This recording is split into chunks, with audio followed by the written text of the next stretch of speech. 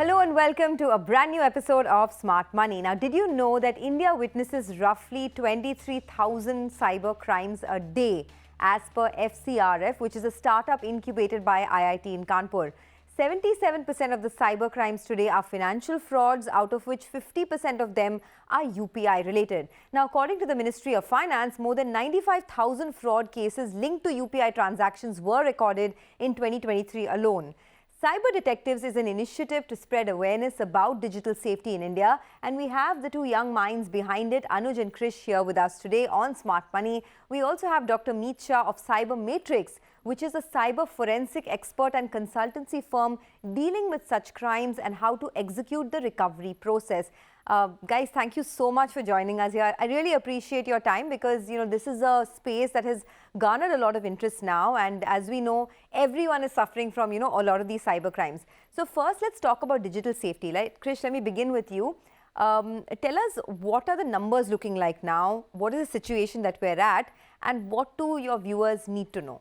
Correct. So India right now is going through a rapid phase of digitalization, while at the same time the digital literacy in the country is very low, as people are newly getting accustomed to using technology, internet and the overall infrastructure.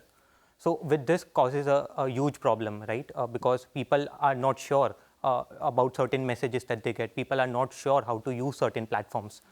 And this can become a very big problem for the country, and hence we want to make sure that India understands digital safety, and with that we are also able to save money for people because every year in India around 33% of the people are prone to online scams. Yeah. And out of the 33%, a lot of it I'm sure is the older generation as well, right? Our parents that constantly get these calls, and there are a lot of scams doing the rounds. So tell us about UPI scams. I want to start with that because it's the hot topic now and it's so prevalent, right? What are the numbers looking like, and what are the scams that I need to be aware of? Anuj, let me start with you. Thank you for that question. So that's a very important topic actually. India has more than 330 million UPI users. And there are so many UPI scams to talk about. There are people who say that you have got they say they have credited you money, but they haven't. And at times they want to deposit money to your account, but they send you QR links that you're supposed to scan, and which are again a fraud scam. But I'll tell you the most prevalent scam right now that's going on. So this scam is, interestingly enough, you actually get credited with real amount of money. So we have seen this about you get money around 2,000 to 2,500 rupees deposited in your account. And what happens next is, they would ask you the money back. And as good citizens, we would want to give the money back. But they wouldn't ask you the money in the regular fashion. They would send you a separate fishy link. And what happens is, if you click on this fishy link, you would be redirected to a page which would look like your UPI app page, or which would look like Google Pay kind of page.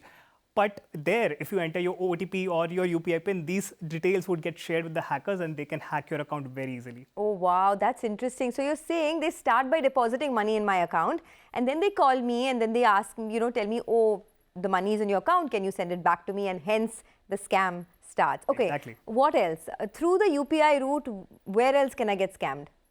So yeah, there are multiple ways they would do it. So there are new loopholes they keep coming up with. For example, if of late they tried this one scam where they would send you a message which would look like the paid message of Google Pay. So, it would look like with the exact emoticons, and it would replicate the very same behavior that Google Pay would give you. So you would actually think the money is credited to you, but it's not. They would also send you fishy links of apps which would look like APK files of, that are UPI related apps, but they are not. Oh, interesting. There's one other interesting scam, which we have seen actually happening in Gujarat too, where, they have put fake QR codes over the existing QR codes of the shopkeepers. And what would happen is you scan their QR code, but the money would actually go to the scammer's account. Yeah. But you would think that any QR code that you use in a shop is a genuine QR code. So how do you sort of protect yourself from that scam? Krish? Correct. So first thing that you need to see is you need to verify. So there's always a name that comes when you scan a QR code. So maybe you ask the shopkeeper first that if the name is matching with the shopkeeper's name, or if there's some other name, just verify it with the shopkeeper. If everything works, then you only send the money. And also a lot of time people don't realize that in order to receive money, you don't need to scan any QR code. So the same thing is happening. So there are a lot of platforms like OLX and Quicker, right, where people are trying to sell goods online or their home articles online.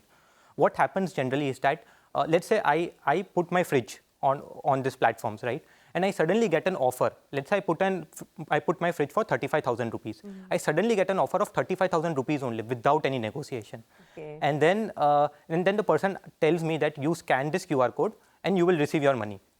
Now, as a informed citizen, you should know that if you want to receive money from anyone, you don't need to scan any QR code. QR code is only required to be scanned when you need to pay money to someone. That is really important. Actually, even I didn't know this, that of course you use the QR code to make so many payments, but in order to receive money, never ever scan a QR code. Got it.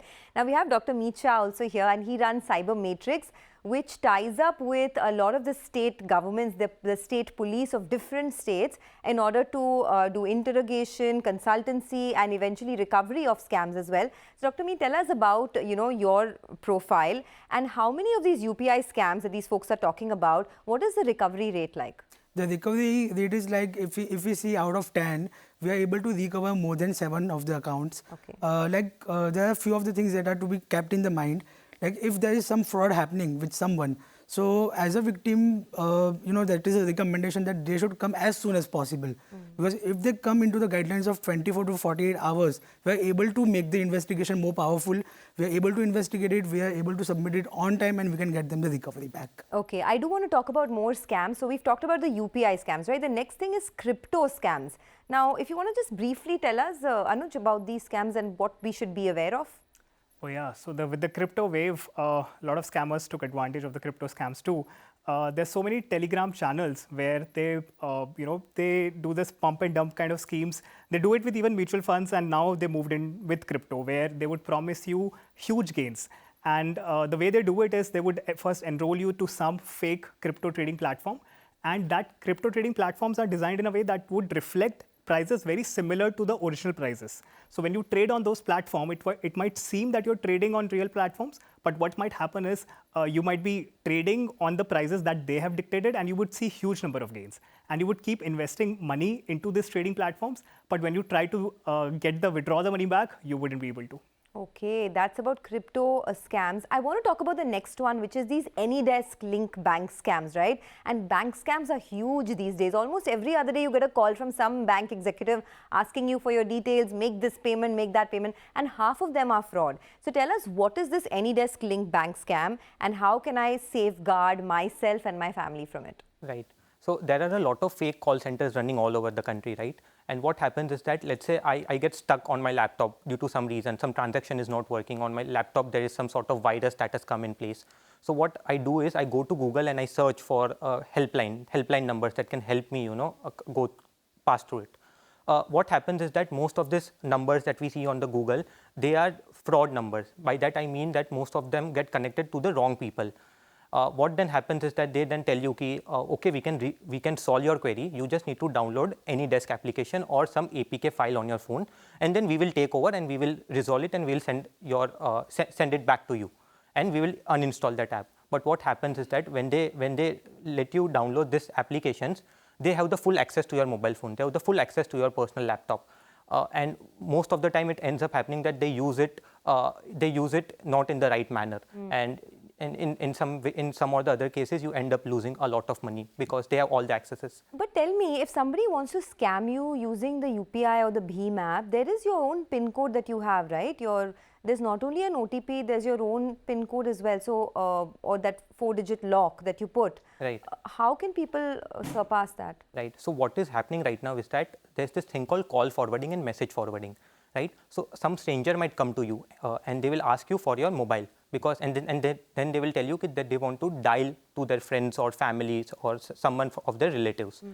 And then what they'll do is they'll dial this number called *401* followed by your number.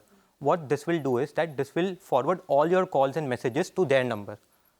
And now what will happen is that any messages that you receive or calls you receive, that automatically get redirected to their number. And then you wouldn't know that that's happening. Correct. But there is a way to check that. So basically you need to dial ##21# to check if your calls and messages are getting forwarded or not. If they are getting forwarded, then you can again dial ##002# to disable all the call and message forwardings. Okay, this is interesting. So, you want to jump in on that? I mean, there are so many different ways. There are these loan scams as well that are out there. Tell us a little bit about that and what our viewers need to be aware of. Right. So of late, what has happened is in this micro lending kind of environment, there are so many apps that have cropped up, and that would give you loans of any amount, even amount as small as 500 rupees without any collateral. Now, as you know, nothing is free in life, right? So here you are the price that you'll have to pay. So what these apps do is they take a lot of access from your phone. They take your contacts access. They would take your photos access, right? And what happens is when you even if you want to pay back the loan, they would incur you with so many extra charges. And once you refuse to pay, they would call all your contacts. They would blackmail you. They might even morph your photos and upload them online. And they would keep harassing you till you pay that exorbitant price. So what's the right way to take the loan then? Just stay away from all of these kind of fraudulent loan sites and just go to the larger ones. I mean, how do you know which is which? Yeah, that's a tricky one. So you can check for the companies if they're registered with RBI. They should be very much safe, and never download any loan apps which take your access for contacts and photos. Okay. There's another thing, right? Krish had told me before the show that never download any app that's not registered on Play Store or App Store. On the Play Store or the App Store. That's important. So do you see a lot of frauds to do with that as well? Right. So as I mentioned, there is this APK files that get forwarded on WhatsApp and Telegram and everywhere. So these files tell you that you can get better apps by clicking on these links. But what happens is those apps already have permissions to your entire phone once you download those links. So it is very much important that you guys or everybody in the country don't ever install such applications that seem fishy or are not registered on App Store or Play Store. Okay, guys, don't download any apps that are not registered on the App Store or Play Store. Don't scan a QR code if you want to receive money. A QR code is only scanned in order to send money to someone, and many more such digital safety tools that we're going to give you. But we need to take a short commercial break. We'll come back in a bit.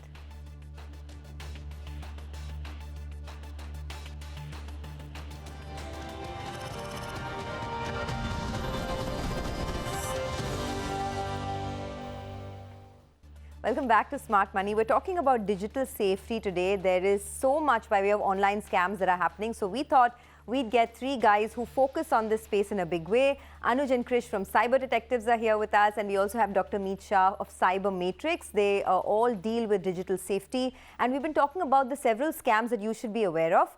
Anuj, before the break, we were talking about different kinds of scams, right?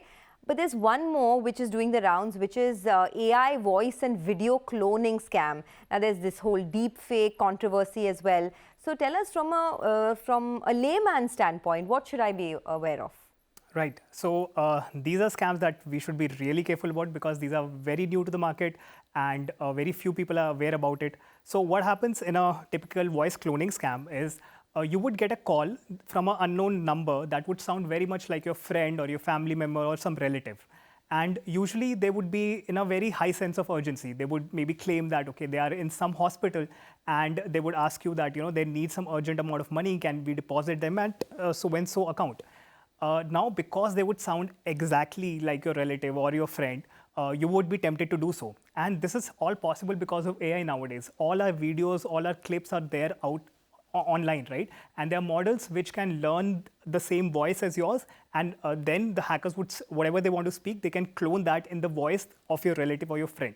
Now, what happens in this case is you would think, okay, this sounds exactly like my friend, and they're in high sense of urgency, so why not deposit the money? And that's how they scam you. Oh, wow. But have you seen rising instances of this? In fact, let me ask Dr. Mieet, have you seen rising instances of AI-related scams? We did. Actually, this is a phase where we are entering Web 3.0, which is all about artificial intelligence and machine learning. So scammers these days, they don't talk on the phone. They use those automated systems and artificial intelligence to scam people. Like recently we had one case where a person is getting a call from bank saying it is some particular bank and not name the bank. Sure. So it was some particular bank and they just asked for input like what language do you want to select. For English you have to choose 1, for Hindi you have to choose 2. So as that person chose Hindi, he tapped number 1, right? So then what happened exactly was that it was not an actual scam. he actually got his e-mandate approved by the scammer using that call. Oh, wow. So we actually are facing such new scams. Even we are figuring out what are the ways to encounter them right now. I know everybody's learning along the way, Yes, right? I yes. mean, this is all so new. Exactly. Yeah. So it is basically a technological field, and we have to be updated with certain things, and there are certain awareness that people have to keep.